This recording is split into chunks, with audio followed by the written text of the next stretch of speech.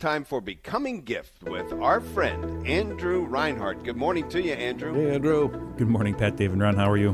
Doing great. How are you this morning, Andrew? Doing well. Yeah, I think my mental faculties are going downhill. Fatherhood is a challenge, so I'm like, I don't know how I'm doing. I can't even answer that question, but I'm here, I'm alive, I'm breathing. That also happens when you hit 70, Andrew, so that just happens? get ready, yeah. Yeah, my early onset dementia. They could call it like a paternal dementias. Yeah, Ooh. I think so. But today I want to talk about small acts of self-denial, that we shouldn't sleep on small acts. We're going through a series on fasting for Lent. And I think sometimes with Lent, we might be tempted to make big gestures. Maybe read the life of a saint and imitate a kind of fasting we heard from there. Maybe our favorite Catholic influencer on the internet gave us a good idea this season. But I don't know about you. By the time I get to about Laetare Sunday, I think, I don't know how well I'm doing with these big things I had plans for this Lent. Yeah. So the way the Lord's been speaking to me is that don't sleep on the small things. In 1 Samuel, when it's talking about King David and him being selected to be the king, it says, "Do not judge from his appearance or from his lofty stature, because I have rejected him. God does not see as a mortal who sees the appearance. The Lord looks into the heart." But this idea here really talking about God's rejection of Saul in spite of his height and his handsomeness and his natural abilities, and God choosing David. Now what's interesting is in a couple verses after this, it talks about how handsome David is. Yeah, right. You know, he's handsy and rudsome in appearance. So it's not that David wasn't handsome, or that, you know, that outside doesn't mean anything, of course, but that God's looking for something deeper, something in the character, something in the heart. So we might be tempted to focus on grand gestures and massive changes, but sometimes a grand gesture can actually be full of ego, right? I'm the person that fasted for 40 days. I didn't do a single this or that, and I'm going to put up a sign and show the world about it.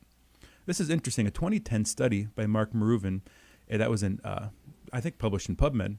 It looked at small acts of self-control.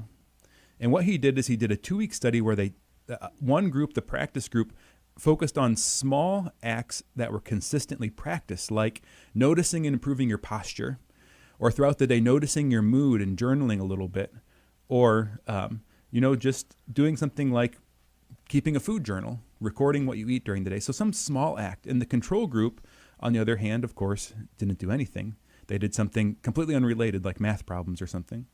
So what they did then is, after those 2 weeks, they give the participants like a grueling test of self-control. And this is what they noticed, that the participants who practiced the small acts over the 2 weeks showed increased stamina and less ego depletion, meaning like they were able to sort of handle the situation better, that they didn't necessarily have to be doing something related to the big challenge, that those small acts, even if it was in a completely different area of life than that grueling challenge at the end of the study, it didn't matter. That the people that had practiced the small acts consistently over 2 weeks showed increased stamina and increased strength, even if the skill was completely unrelated.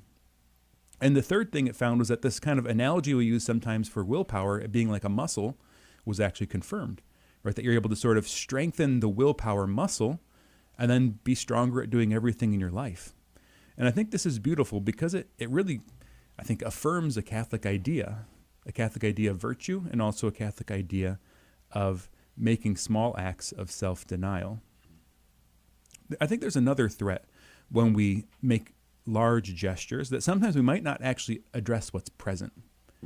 Meaning we all struggle with a lot of particular things, little foibles, weaknesses, things that annoy our neighbors and our friends and our family, things that make us worse at the work we do. And so when we are sometimes making big gestures, we might be striving for an ideal that's not related to the concrete situation of our life. Meaning, I'm going to not eat food for 40 days, but maybe I can't stop looking at my phone every 10 seconds, right?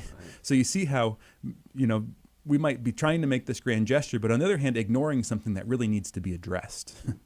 Or the grand gesture itself might be a way to avoid what the Lord is actually calling us to do. Lord, I'm not going to do that, but I'm going to do this for you, and this looks pretty good, isn't it?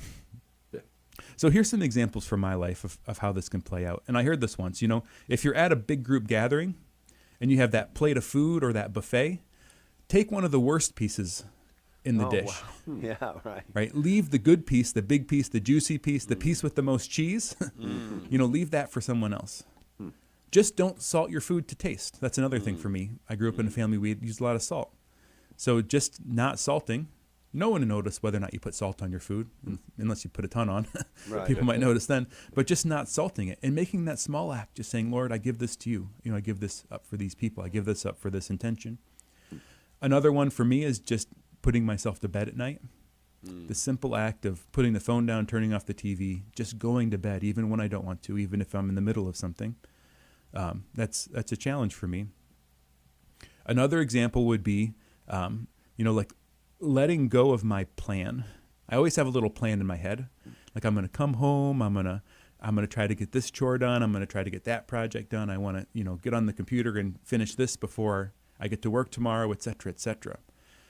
But just entering into what's there, meaning I enter home and I receive what the Lord has brought me, maybe the messiness on the floor or the dishes in the sink or whatever, and then giving myself to the work that God's presenting to me in the concrete moment, right? Just that little act of self-denial of giving up my little design in my head.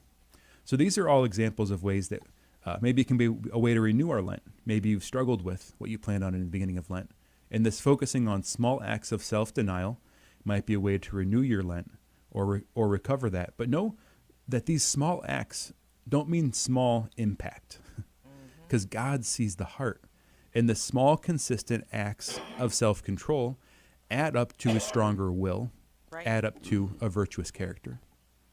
I would add, Andrew, that in gatherings that I go to where there's food, I think a small sacrifice would be to take the last piece or the last thing in the dish.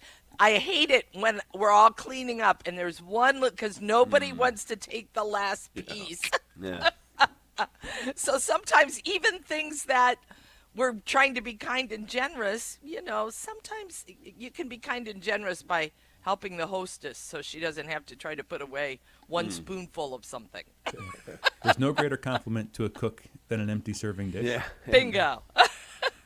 I like the conversation on the grandiose gestures, right? Yeah. Because isn't that we all want to do Yep. not only and you could definitely say as part of ego, and I mean obviously we all have to check ourselves on that, but just from a spiritual standpoint too, we all just want to do the big things. We are, at the end of the day, we want to say, oh, even to ourselves, we accomplished that big thing. But to your point, Andrew, you got to do the small things. I read every year, Practicing the Presence of God from Brother Lawrence. I just don't live it. Yeah. To your point, I've got a plan, I've got an idea, and as soon as something comes and messes with that, the last thing I think is, oh, that's God's plan for me today. No, it messed up what I thought was God's plan for me today. Well, and I think so often we tend to think what we can do out there, and we're not always thinking about our responsibilities at home too. Yeah. How do I love well at home? We're just thinking about, oh, I got to go out there and do all this big stuff. Have you been talking to my wife? Yeah, Dave, she told me you got to get on the stick here. Yeah, good stuff, and a great reminder, because there are Oh, yeah, areas, yeah. just like you pointed out, some in your own life that you could apply. Yeah. Yep. We can all do that. Yeah. Now, I've looked at Dave's Bible, by the way, and he's got that part underlined in his Bible that says, David was handsome and... Yeah. Handsome and ruddy. Yeah, that's right. Not tall. That's okay. Thanks, Andrew Andrew. Reinhart, thank you so Thanks, much. Andrew.